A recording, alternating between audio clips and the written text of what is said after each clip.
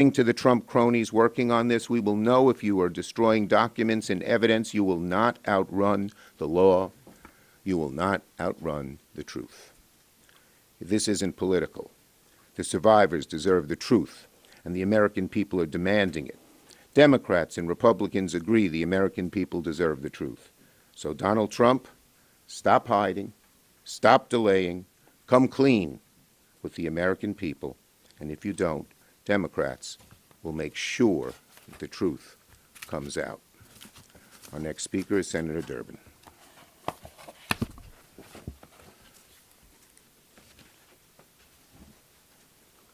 Thanks, Senator Schumer. With the Epstein files, the Trump administration had an opportunity to secure a win for survivors, for accountability, and for transparency. But after mishandling the files for a year, it took an act of Congress to force Pam Bondi and Kash Patel to even consider providing justice. Even after the passage of the Epstein Files Transparency Act, the Trump administration decided to violate federal law to protect the rich and powerful.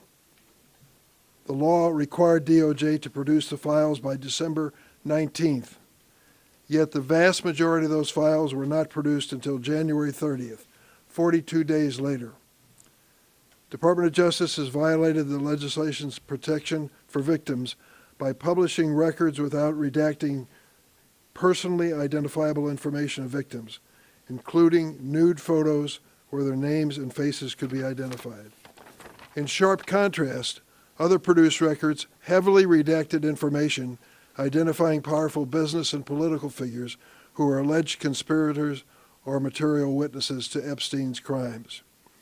Violations of the Epstein Files Transparency Act continue as the Department of Justice has yet to produce all Epstein-related records required by law and has removed thousands of records from the website beyond those that inappropriately identify victims. Keep in mind, a whistleblower told my office that FBI agents reviewing the Epstein files were instructed to flag any records that mentioned President Donald Trump. This disclosure is even more damning in light of yesterday's bombshell. The New York Times report that the Justice Department failed to disclose documents related to a woman who alleged that Trump sexually assaulted her when she was a minor. Simply put, Pam Bondi and Kash Patel have mismanaged these records during their tenure in office. That is why, as ranking member of the Senate Judiciary Committee, I'm joining our leader, Charles Schumer, in a letter to the Justice Department and FBI requesting the preservation of records related to the management of the Epstein files over the course of the Trump administration. Preserving federal records and safeguarding information critical to congressional oversight is a legal obligation that all department employees are required to meet. As I told General Bondi during last year's Judiciary Committee oversight hearing, quote, "Eventually you're going to have to answer for your conduct in this. You won't do it today, but eventually you will." The survivors deserve better. It's clear that Donald Trump and his Republican enablers are executing a cover-up and conceal strategy. Heads are rolling at the highest levels of the United Kingdom. Will heads roll in the United States? When will the Trump administration come clean with the survivors and the American people? The sooner, the better. Next, I believe Senator Blumenthal can't make it. He's not here yet. He's in another hearing. Senator Murphy. Senator Murphy. The Epstein Files Transparency Act that I introduced with Ben Ray Lujan in the Senate was crystal clear. No record shall be withheld, delayed, or redacted on the basis of any of the following: embarrassment, reputational harm, political sensitivity, including any government official, public figure, or foreign dignitary. Well, here we are. Those 99 days have passed, and what we have seen is the files have not been released according to the law. We have seen that victims' names and photos that were supposed to be redacted weren't redacted, and all kinds of redactions appear to have occurred for folks who are potential perpetrators. And we're seeing the Epstein files reverberate across the world. The Prime Minister of Norway, the former ambassador from Britain to the United States, King Charles' brother, But what about here in the United States of America? Why is there no accountability here in the United States of America for these atrocious crimes, the place where they occurred? We know that there were about 6 million pages, of which only somewhat more than 3 million have been released. We want those other 3 million released. And among them are these 50 pages that entail, as the New York Times said, claims made in 2019 by a woman who came forward after Mr. Epstein's arrest to say she'd been sexually assaulted by both Mr. Trump and Epstein when she was 13 to 15 years old. And it goes on to say that there were 4 interviews with this woman, and only one of those interviews was released. Where are the other 3? Now, we know the other 3 exist because they are in the index. And yet, the pages are missing. How can anyone justify that these interviews have not been released? So, that is a massive cover-up by this administration. It's a massive and unacceptable cover-up.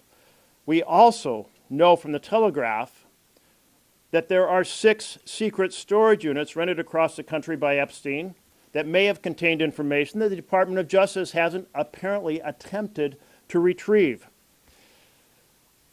By unanimous consent, the Senate said, yes, we passed the Epstein Files Transparency Act.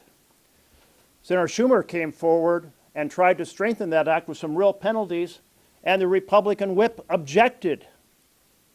Well, if Republicans were with us on seeking full disclosure, why object to putting more teeth into this bill? We all together, Democrats and Republicans, should be saying yes on transparency for the public, yes on accountability for the perpetrators, and yes for the closest thing we can get to justice for the victims.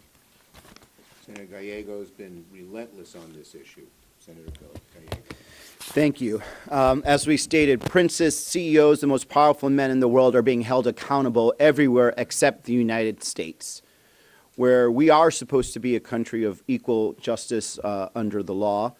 We are actually proving quite the opposite. You know, what we're proving here right now, what the Republicans are proving right now with the help of Donald Trump and Attorney General Pam Bondi, is that if you are part of the Epstein class, if you are rich enough, you are powerful enough, you can do some really horrific things. Raping children, raping women, engaging in sex trafficking. And this administration, the Republicans, will engage in an active cover-up for you.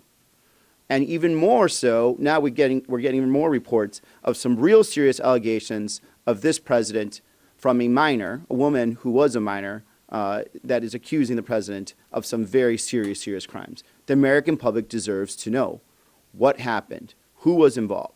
Not just President Trump, but everyone else involved, all these powerful men that are still walking around the United States right now. We're only talking about a couple years removed, a decade removed from a lot of these allegations. These men are still in power. These men are still potentially victimizing women, victimizing children. And the fact that this administration is actively covering up past crimes potentially means they're covering up current crimes.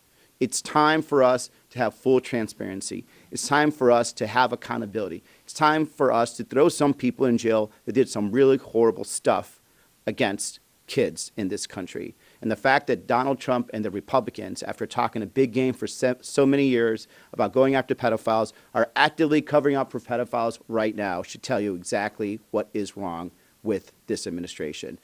I unfortunately am going to have to go read those redacted files next week.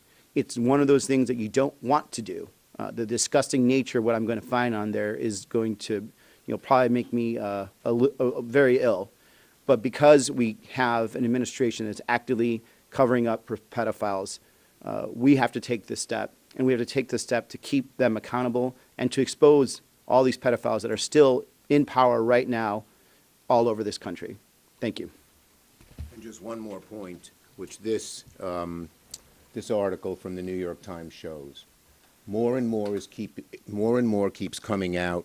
And the more that comes out, the more we see how large their cover-up has been. Questions on this subject? What? Yes, in the back. So, Senator Gallego, you said that you're going Yeah, we're all going together. Yeah, I mentioned that in my remarks. Yes. Yeah, yes. I don't know if we're going to get, we're all going, and we have set up appointments to go.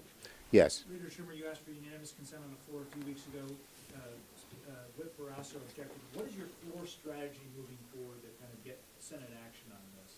Well, the bottom line is the Republicans all voted for it, every single one, and we're going to keep at it. We're going to use every strategy we can, going to the Justice Department, seeking lawsuits, as well as whatever legislative strategies will work.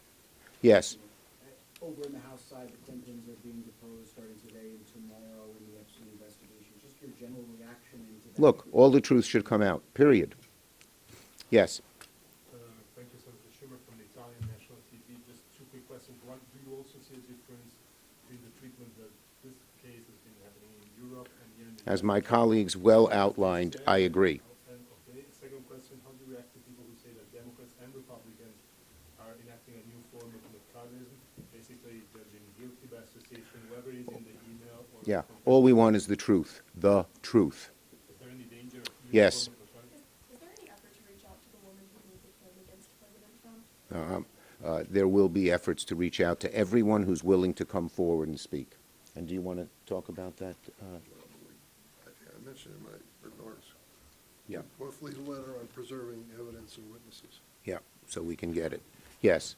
When you see the unredacted documents, what can the public expect from you to inform them? Can you do anything to inform them? Well, we're not going to prejudge. Let's see what's in the documents. We want to protect people's identities, but we also want the truth to come out, and we will walk that line with great vigor. Yes. There are an additional 3 million files that have not been released, and many, it seems, of the files that have been released remain redacted or have parts redacted. So what steps are you taking to ensure that those redactions are unredacted? Yeah, we're going to demand justification for any redactions, and if the redactions are cover-ups as opposed to protecting identities, we're going to get to the bottom of it. How? We're going to get to the bottom of it. Okay? Thank you, everybody. Thank you.